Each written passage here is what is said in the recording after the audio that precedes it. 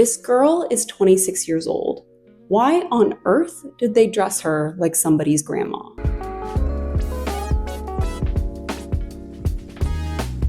Hi there, my name is Tessa, and today I'm going to be talking about some of the outfits at the 79th Annual British Academy Film Awards, aka the BAFTAs. As always, this is just my opinion, and it's not the end of the world if I happened to hate a look that you loved. Also, so many different people attended this event, it would literally be impossible for me to talk about every single one.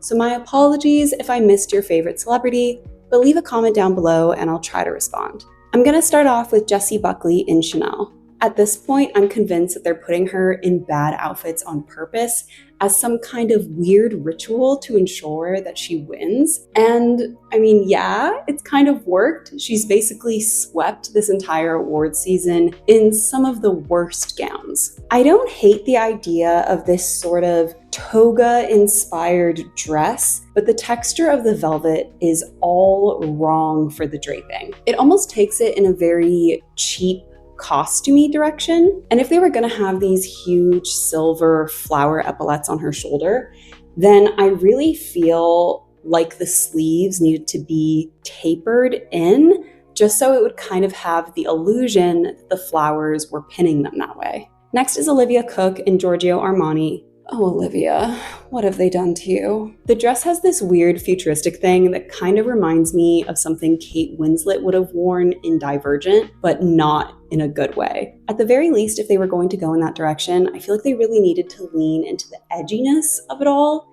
instead of going with the bouncy curls and the strappy sandals. Next is Sadie Sink in Prada. I don't think I've liked a look from Prada this much in a really long time. Redheads always look great in green, but I love that they went in this kind of sagey matcha direction instead of the usual emerald forest green. I think that the top is so interesting because from the front it looks very classic and elegant, and then she turns to the side and it's like, oh, where's the rest of it? It's a very fun, technical illusion. The only thing I would have changed is the high-low hemline.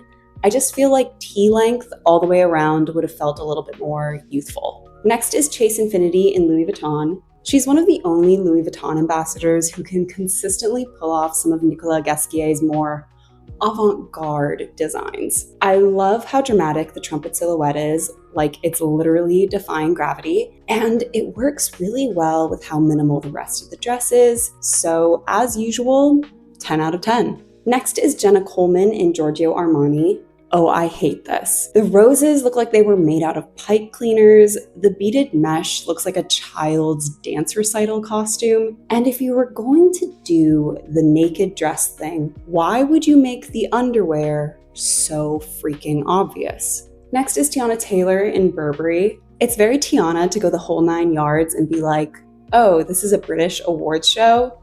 Let me wear a British designer. I love how they've taken Burberry's staple trench coat, but then given it this sort of Victorian influence with the dramatic collar and the floor-length skirt. I also really love how they've leaned into the sort of rumples and wrinkles. It adds a softness that plays really well with the drama. Next is Timothee Chalamet in Givenchy. I know that this was probably a very purposeful choice on his part to appear like he was taking the BAFTAs very seriously, but I just feel like it has absolutely no personality compared to what he's worn for the rest of his Marty Supreme campaigning. The chances of him winning a BAFTA were pretty low to begin with, so I would have just gone for something fun and made a statement. Like, they already know you're a goofy American.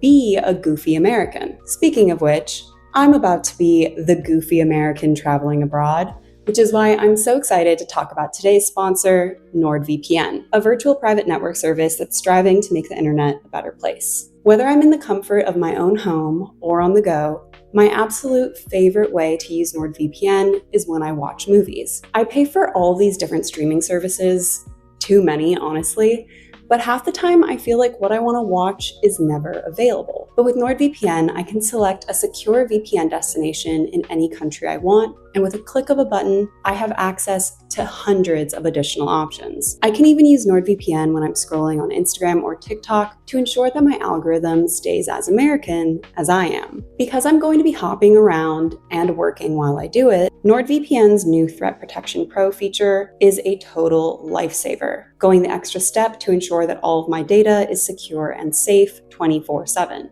We've all connected to free Wi-Fi at random cafes or at the airport, but that's actually one of the easiest ways for people to intercept your data and use it against you. But with NordVPN, I can rest easy knowing that I'm protected from scams, phishing, and malware. And it doesn't matter if I'm using my phone or my computer. NordVPN makes it easy to connect and encrypt my data on any of my devices. Stay safe online and try NordVPN risk-free today.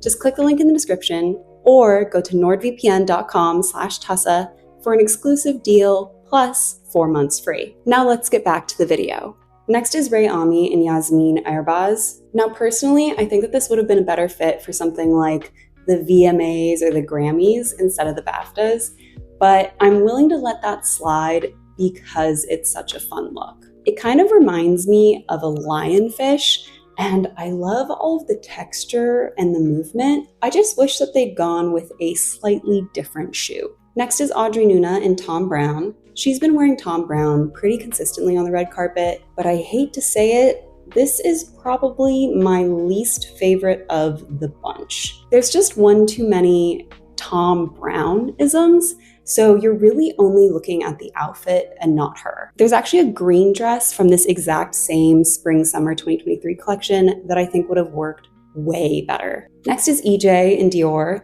Each of the K-pop Demon Hunters girls has a very distinct aesthetic, and EJAE tends to go in this sort of old Hollywood glamour direction that is pretty safe. So this at least has something interesting going on. I just wish that the tulle bustle wasn't such a huge deviation from the rest of the color palette. Like something that was the same shade of purple as the flowers could have been cute. Next is Ginnifer Goodwin in Zuhair Murad. This really looks like something that she would have worn on Once Upon a Time back in the day. I don't really have any complaints about the dress itself, but I'm not a huge fan of the color. I think it's just a little too similar to her complexion. So when she's walking around, she kind of just looks like this beige blob. Next is Emma Stone in Louis Vuitton. I don't know how I feel about this, because on one hand, it is pretty, but there's nothing about it that's really special. It's just a black halter with a cutout. Maybe if they'd gone a bit more dramatic with the hair and makeup, it might have felt a bit more wow. Next is Carey Mulligan in Prada. I feel the same way about this look as I do with Emma's. It's technically pretty, but nothing special. Next is Odessa A'zion in Dior. This is definitely in line with Odessa's personal style because she tends to go in this sort of alternative light direction. It actually reminds me a lot of another look that she wore recently, but I don't think I like it as much. But that's mainly because I feel like she really needed to lean into the gothic of it all, like with a dark lip or something, because right now it just feels a little half-baked. Next is Aimee Lou Wood in Amelia Wickstead. I'll be honest, this isn't my favorite look of hers. Something about it just reads as very old-fashioned. The color isn't doing anything for her. The floppy bits on the bodice are totally unnecessary, and I really hate the way that it puckers at her hips. Next is Kathryn Hahn in L'Enfant. Woof. First of all, I think she's just way too covered up. Like the long skirt and the long sleeves and the high collar. It just makes her look like she's drowning in fabric. Next is Rose Byrne in Miu Miu. She's had a string of good looks lately, and this one is right up there. The sequins could have very easily looked tacky, but I think they've done a really great job of balancing the playfulness and the elegance. Like, she looks like a leading lady, but still very sweet and approachable. Next is Kate Hudson in Prada. Now, I am biased towards red dresses in general, but even disregarding that, I think that this one is fantastic. Similar to Sadie's, it looks very classic from the front, but from the back, bam. Next is Kirsten Dunst in Valentino. As you guys know, I love a puff sleeve, so this is really working for me. I really like the blend of modern and historical elements. It's kind of like office siren meets Gibson girl. And I also feel like this is something that Emily in The Devil Wears Prada would have worn. Now, I will say that the skirt actually split during the after party, so I do have some questions about its structural integrity, but I do think that on the red carpet, it looked good. Next is Chloe Zhao and Gabriella Hearst. Was everyone who worked on Hamnet required to wear an ugly dress? I don't like the sort of spiral fringe skirt. It kind of reminds me of egg noodles, and the bodice just looks like crappy Party City armor. And none of that is helped by the styling, which literally looks like they rolled her out of bed and right onto the red carpet. Next is Tilda Swinton in Chanel. She has a naturally androgynous quality that lends itself to menswear really, really well. They've pushed the silhouette just enough to make it more interesting than the rest of the mediocre black suits on the red carpet. And I really like how the jacket and the pants have this looser fit, but it's clearly intentional in order to help elongate her frame. And I just love the stripe on the shoe. Next is Kerry Washington in Prada. This is the first Prada look of the night that I actively dislike. The way that the chiffon skirt is cut by that sequined floral bodice really reads as cheap prom. I feel like if they'd kept it simple without the flowers, it would have been like 10 times better. Next is Archie Madekwe in Dior. I love when a man shows up on the red carpet in something that isn't just a plain black suit. The outer shell follows a pretty classic tuxedo silhouette, but I like that they did something different with the rough collar. It adds a very fun Tudor element to the whole look. I just wish that they leaned into that historical influence more with the styling, maybe with like a fun pair of shoes or even gloves.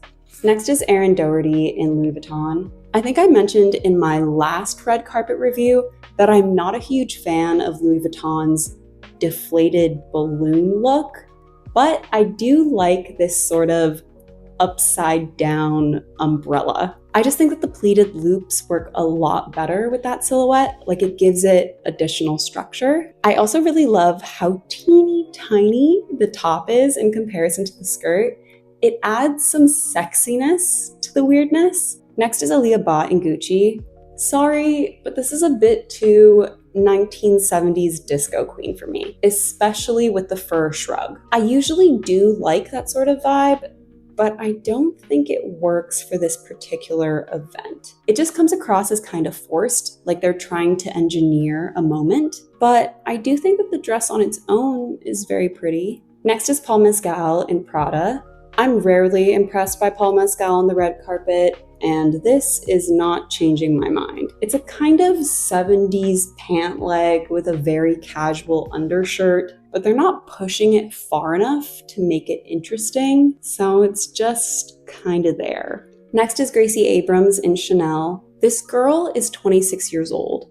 Why on earth did they dress her like somebody's grandma? I feel like they needed to choose one element, the fish or the beading, because as it stands, the area that's like around her face just feels way too crowded.